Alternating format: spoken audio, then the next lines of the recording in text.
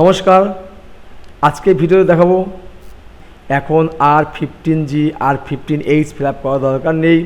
এখন fill up করতে হবে ওই দুটি ফর্মের পরিবর্তে চলে আসছে 121। টিডিএস যাদের না কাটে, যারা ফিক্সড জমা করেছেন, অনেকে ইন্টারেস্ট পাচ্ছেন, এবার তারপরে দেখা যাচ্ছে অনেক টিডিএস কেটে নিচ্ছে, সেটা যাতে না কাটে তার জন্য এই ফর্মটি আমরা ফিল আপ করি। বিশেষ করে এপ্রিল মাস পড়লেই আমরা ফিল আপ করে ব্যাংকে জমা দিই। তাহলে চলুন কীভাবে ফর্ম 121 কীভাবে ফিল আপ করে দেখাই। প্রথমে যে ফিক্সড করেছে তার নাম বসাতে হবে এই ঘরটায়। এটা একটা ডেমো কপি, আমি তোমায় দেখাচ্ছি। এইভাবে তোমার ফিল আপ করবে, নাম ফিল আপ করে বসাবে, এখানটায় নাম বসাবে, অ্যাড্রেস, তার অ্যাড্রেস যেটা হবে সেটাই বসাবে, সামান্য ঘর, এই ঘরে যেটুকু হয় সেটুকু বসাবে। পার্মানেন্ট অ্যাকাউন্ট যেটা আছে এটা কিন্তু ব্যাংকের কোনো অ্যাকাউন্ট না, এটা হচ্ছে প্যান কার্ডের নাম্বারটা বসাতে হবে। যার এফডি যে ফিক্সড করেছে তার অ্যাকাউন্টটা বসাবে এই ঘরটায়। স্ট্যাটাস ইন্ডিভিজুয়াল বসিয়ে দেবে, রেসিডেন্সিয়াল স্ট্যাটাস রেসিডেন্ট বসিয়ে দেবে। এরপরে যেটা আছে 5 এ আছে, যদি যে টাকাটা ফিক্সড করছে তার বয়স কি 60 উপরে না 60 নিচে। যদি 60 উপরে হয় তাহলে এখানে ইয়েস করবে, আর নয়তো নো করবে। দুটো অপশান দেওয়া আছে। এরপরে ইমেল থাকলে ইমেল দেবে, কন্ট্যাক্ট নম্বর তো অবশ্যই দেবে, কান্ট্রি এবং ফোন নাম্বার এখানে দেবে, ঠিক আছে। এরপরে ট্যাক্স ইয়ার, আমাদের এই ট্যাক্স ইয়ার হচ্ছে 2026-27। যে ট্যাক্স ইয়ারটা হবে সেটাই বসাবে। Nature income, interest form, fixed deposit, আমার ইনকামের ধরনটা কি আছে, আমার কোন ধরনের ইনকাম সেটা বসাবো। আমার ধরনটা হচ্ছে এটা, আমরা কিন্তু ফিক্সডের উপরে একটা ইন্টারেস্ট পাই, তাই এখানে লিখতে হবে ইন্টারেস্ট ফ্রম ফিক্সড ডিপোজিট। এরপর চলে আসছি 10 নাম্বার। আমি যে ফিক্সডের জন্য আমি এই ফর্মটি ফিল আপ করছি, 121 ফর্মটা ফিল আপ করছি, তার আনুমানিক ইনকাম কত, মানে আমাদের ফিক্সড যে ইন্টারেস্টটা পাই, ফিক্সডের উপরে যে ইন্টারেস্টটা পাই সেই ইন্টারেস্টটা কত।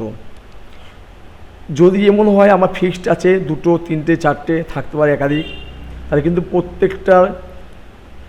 প্রত্যেকটা যে ইন্টারেস্ট আছে সেই ইন্টারেস্টটা কিন্তু ক্যালকুলেট করে আমাদের এটা বসাতে হবে, ঠিক আছে।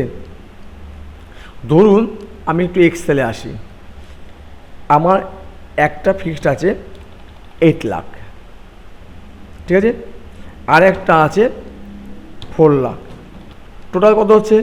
টোটাল হচ্ছে 12 লাখ, ঠিক আছে।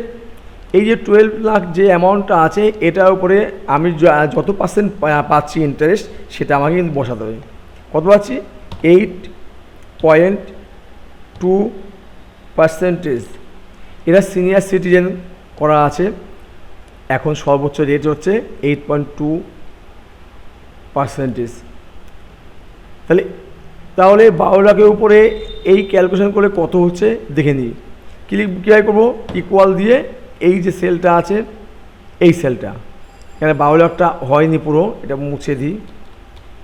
এখানে 12 লাখটা বসাতে আর একটা শূন্য বসবে, বসিয়ে দিচ্ছি। দেখো ইকুয়াল এটা ইন্টু এইটা, ঠিক আছে। এন্টার করলে কত আছে? 98,400। এই হচ্ছে আমাদের ইন্টারেস্ট। কম্পিউটার নেই তারা কিন্তু মোবাইলে করে দেবে, মোবাইলে গুগলে লিখবে ইন্টারেস্ট ক্যালকুলেশন, সেখানে টোটাল অ্যামাউন্টটা বসাবে, কত ইন্টারেস্ট বসাবে, ওখানে সাবমিট করলে কিন্তু এই অ্যামাউন্টটা বেরিয়ে আসবে, ঠিক আছে। আমরা চলে আসি আমাদের পেজে।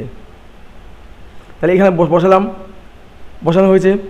এরপরে যেটা আছে আমাদের 11 নম্বর পয়েন্টে কী আছে, এই ইয়ারে আমি কতবার জমা দিয়েছি, মানে এখন যেটা আমি 121 যে ফর্মটা ফিল আপ করছি ঠিক তার আগে আমি কি 121 দিয়েছি, কবার দিয়েছি। কেউ হয়তো 2বার, কেউ 3বার দিতে পারে, অনেকে আছে একবার ফিক্সড করে আবার একটা 121 দিয়েছে, আবার একটা করলো আবার দিচ্ছে। তাহলে আমি এখন যেটা করছি সেটা করার আগে একবার মনে করে দিয়েছি কি না। যদি দেই তাহলে এখানে একটা দিলে 1 লিখবো, 2টো দিলে 2 লিখবো। আমরা কি দিচ্ছি? 121 ফর্মটা ফিল আপ করে আগে কখনো দিয়েছি কি না, আজকে যেটা করছি তার আগে আমি ব্যাংকে জমা করেছি কিনা, আর তার এগ্রিগেট যে অ্যামাউন্টটা আছে সেটা এখানে বসাবো। তার এগ্রিগেট অ্যামাউন্ট ইন্টারেস্টটা বসাবো এখানটায়, ঠিক আছে।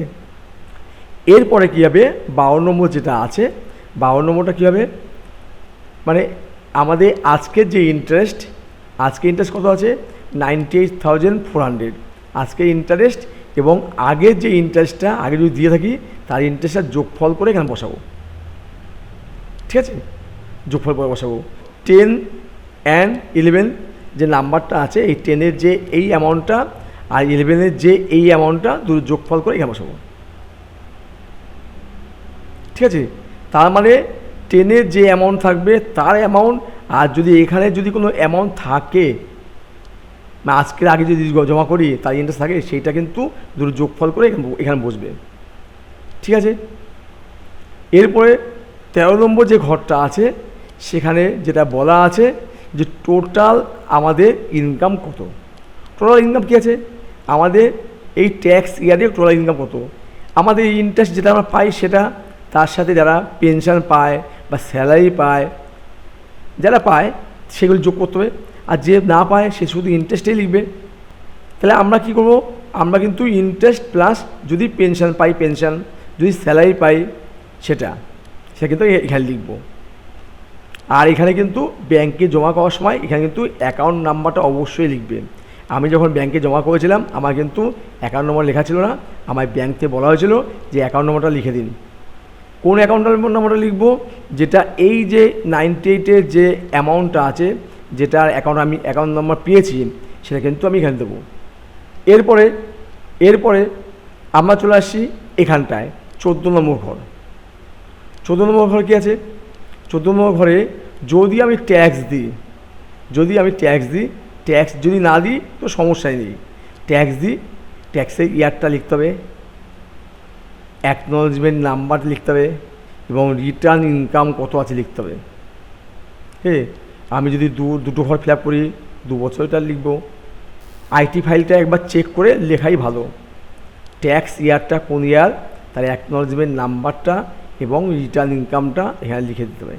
হয়ে গেলে এরপর চলে আসবো যে ফর্মটা ফিল আপ করছে রাজা দত্ত, তার নামটা, দেখুন নামটা আমি উপরে একবার লিখেছি রাজা দত্ত, তার নামটা এখানে লিখতে হবে এবং আরও একবার আমার কিন্তু পার্মানেন্ট অ্যাকাউন্ট নাম্বার, যেটা আমরা কিন্তু প্যান নাম্বার বলছি, ওটাই কিন্তু পার্মানেন্ট অ্যাকাউন্ট নাম্বার, প্যান নাম্বারটা এখানে বসিয়ে দিয়ে এই রাজা দত্ত পরের পেজে আসতে হবে। তার কিন্তু এখানে একটা সই করতে হবে এবং তার প্লেসটা লিখবে, যেটা হবে সেটা লিখবে। আর যেদিন তুমি জমা করবে অবশ্যই কিন্তু ডেটটা দিয়ে আর একবার তুমি নাম লিখে তুমি কিন্তু জমা করে দেবে। এখন ব্যাংক সঙ্গে সঙ্গে কিন্তু ওরা রিসিভ কপি দেয় না, সঙ্গে সঙ্গে কিন্তু ওরা এন্ট্রি করে দিচ্ছে, সঙ্গে এন্ট্রি করছে। আর যদি সঙ্গে সঙ্গে এন্ট্রি না করে তাহলে তুমি দুটো কপি নেবে, একটা কপি তোমার স্ট্যাম্প মেরে দিয়ে দেবে আর একটা কপি রাখবে। আর মাথায় রাখবে এই কপির সাথে কিন্তু অবশ্যই প্যান কার্ডের জেরক্স কিন্তু তুমি দেবে। তাহলে আমরা কিন্তু একটা প্যান কপি আমরা দেবো, দিয়ে কিন্তু আমার রিসিভ কপি করে নেবো। আর এখন কিন্তু ওরা কিন্তু রিসিভ কপি দেয় না, সঙ্গে সঙ্গে ওরা কিন্তু সাবমিট করে দিচ্ছে, এন্ট্রি করে দিয়ে সাবমিট করছে, আমার রিসিভ কপি আর দরকার নেই। এইভাবে কিন্তু আমরা 15G 15H এর পরিবর্তে ফর্ম 121 ফিল আপ করতে পারি।